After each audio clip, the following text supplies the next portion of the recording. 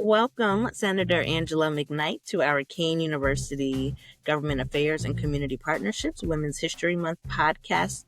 We are doing this with women from across the legislature, just trying to talk to them and hear from them why they got involved in politics, what inspired them to get involved in politics, and a little about who they are, what they do, and a little insight and inspiration on what or why they would inspire young women to step up to the plate and get involved in politics. So, my first question to you, Senator McKnight, is where are you from? Who do you represent? And yeah, we'll start there. Thank you so much for having me on your podcast, and happy Women's History Month to you and all your listeners and watchers. So my name is Senator Angela V. McKnight. I serve the 1st District, which includes all of Bayonne, all of Kearney, and part of Jersey City. I've been a senator since 2024. And prior to that, I was an assemblywoman, the first Black woman assemblywoman for the 31st District, and I did 8 years, 4 terms in that role. Awesome. Okay, so what inspired you to run for office, and what was the moment that solidified your decision to enter politics? Will say that running for office was not part of my plan. However, I am happy that I was approached to run for office. I've been running my own nonprofit called Angela Cares, and I tell people that I was drafted to run for office. And I am happy and I'm grateful that I was asked to run for office. And what solidified me into running for office, talking to my husband and some family and friends, I decided to just go for it because I will be able, if I was to get elected, I will be able to help more people on a larger scale. And I'm a people's person. I love helping people and I love working with people. So, hey, why not be able to help more people on a larger scale? 9.3 plus million people. 9.3 plus. Tell us a little bit about Angela Cares for people who don't know all of the amazing work that you do when it comes to seniors and all of the different nonprofit work that you do. Tell us about that part of your life, the non-legislative part. Well, thank you. I started Angela Cares in the comfort of my living room back in 2011. It is a 501c3 nonprofit organization, and the premise is to help senior citizens. We do case management, we do health and wellness, we advocate for seniors. And since 2011, the program has grown. We have a food pantry that we serve the entire community. We give diapers out to babies, and we give Depends out to seniors. We give out clothing and things every Thursday, and we have volunteering programming for kids. We have a program for intergenerational where we have the youth and the seniors connect, and we also support caregivers, people who take care of seniors. I love that. I think that the work that you do, you're helping people and working with people that are often forgotten about. I think we focus a lot on our youth, which is obviously very, very, very important, right? But our seniors are the people that are often like thrown to the wayside, and people are like, all right, they've lived their lives and whatever. But those are the people that really need our focus and our attention. And I love that that is where you are focusing your work and your efforts on. Well, seniors are the lifeblood, right? We get our knowledge from them, the wisdom. They're living longer. The Sure. population is even growing. So we should be able to help all ages. And you know what? The people who help the youth, they're great. The people who help Right. us as adults. And then we need people who help the seniors. So, hey, we all have a place to play in the world. Yes. All right. So with that, has been some of your proudest what have been some of your proudest accomplishments, during your time in the legislature? That's a great question. One of the things when I first became elected, my first piece of legislation was to bring back the ability for Jersey City residents to get their birth certificate from Jersey City.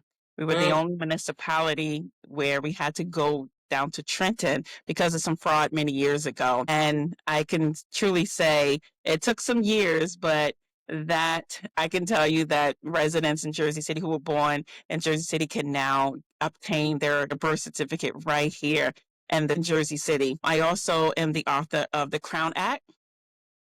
Yes, I'm also the author of we put here into our discrimination law, so you aren't able to be discriminated against whether you're playing basketball or if you go into the corporate world. How you wear your hair is how you wear your hair.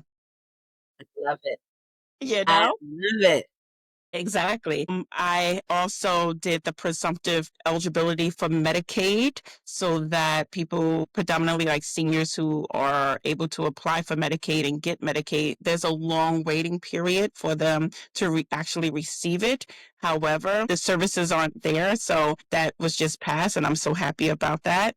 I help with the SNAP benefits. We increased that. I worked with the speaker on that. And, I could go on and on and on, especially infant and maternal health. I've done Yes. some bills with that as well. Human trafficking. So the list goes on and on and on.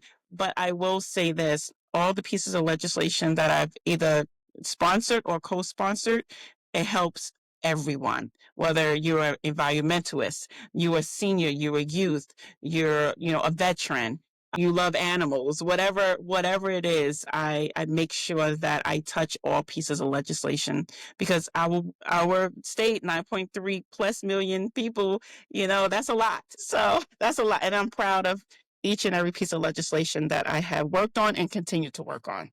Yes.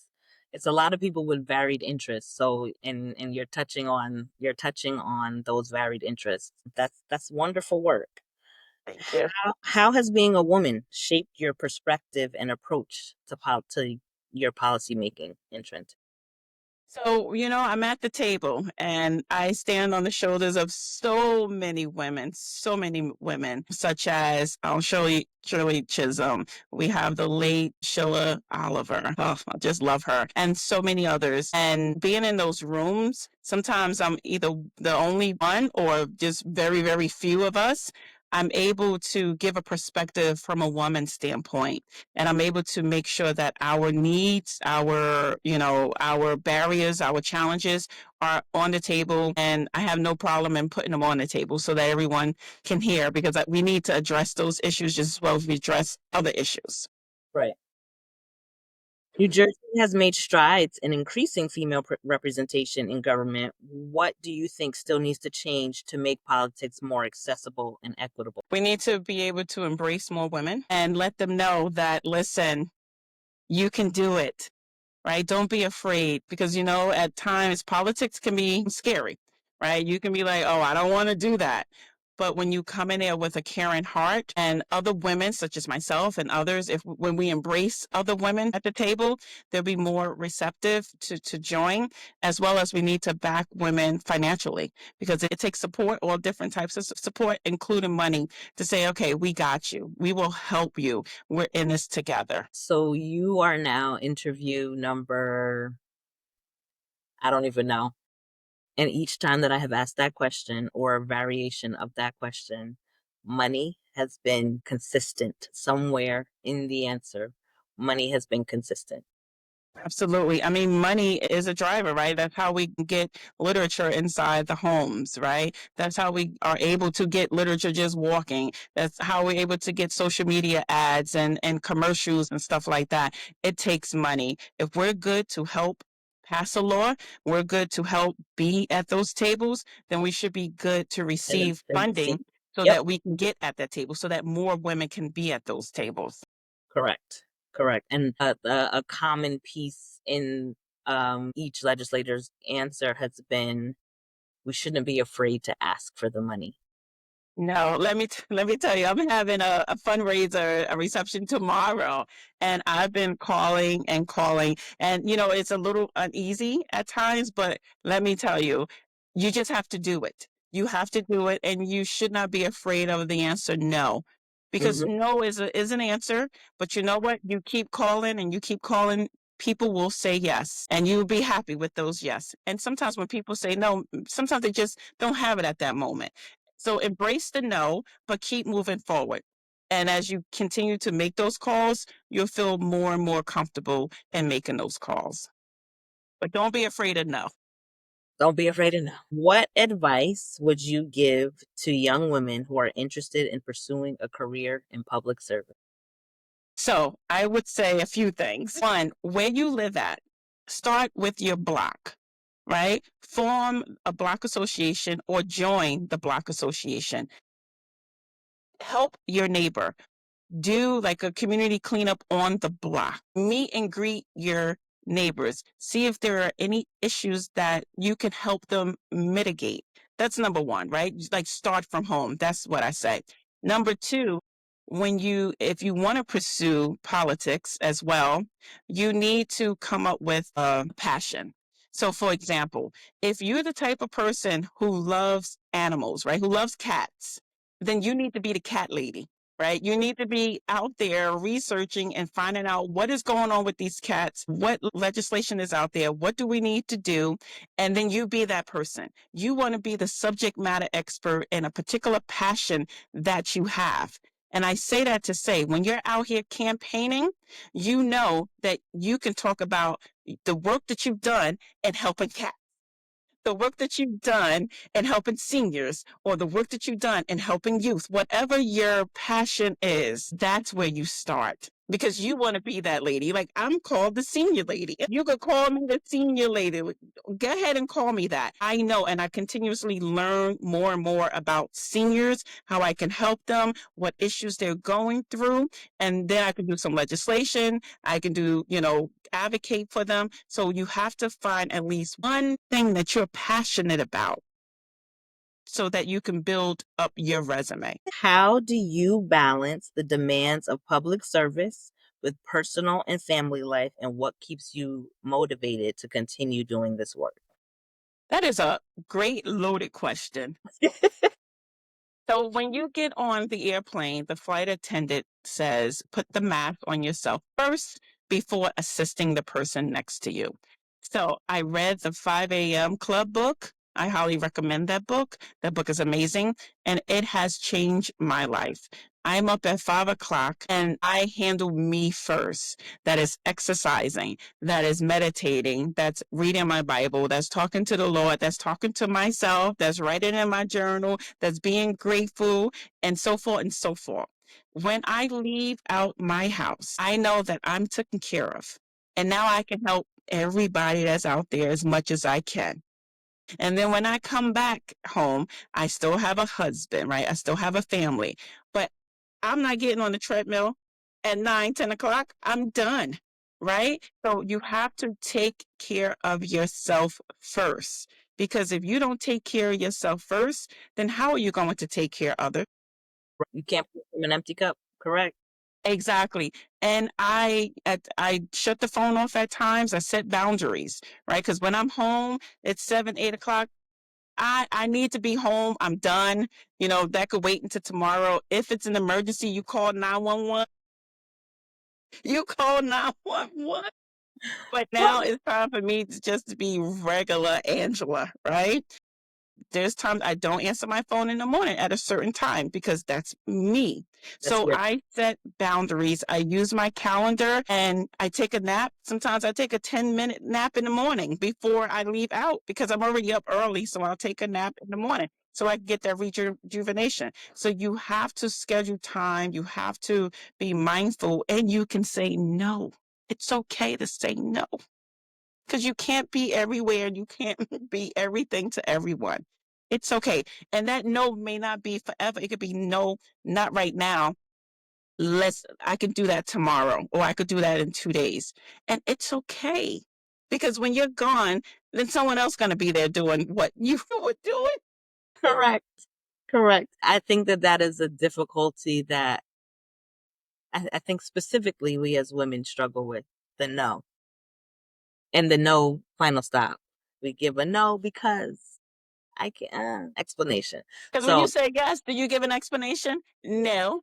exactly. So we work in progress, right? Yes. That's who That we was are. a word for me too. That was a word for me too. And lastly, what is a word of wisdom, word of advice that you would give to a young lady who is looking to be where you are right now as a legislator? Celebrate you. And I say that with a genuine heart. No matter how big or how small the task is, I want you to thank yourself. I want you just to look in the mirror and I want you to thank yourself for getting up today. Thank yourself for writing that thesis. Thank yourself for making those 5 calls. Appreciate yourself and also be you. You cannot be anyone else, right? If you're the person who always smile, then you smile. If you're the person who always asks questions, ask those questions. So celebrate / thank yourself and be you and not a carbon copy. Thank you, thank you, thank you. Senator McKnight, it was wonderful to have you join the Kane University Government Affairs and Community Partnerships Women's History Month podcast. We look forward to having you again. We look forward to having you on Kane's campus sometime. Yes. Thank you for joining us. Well, thank you for having me, Aisha. I appreciate you. I look forward to seeing or hearing your beautiful podcast. And you enjoy the rest of your Women's History Month, okay? You do the same. Thank you. Have a good one.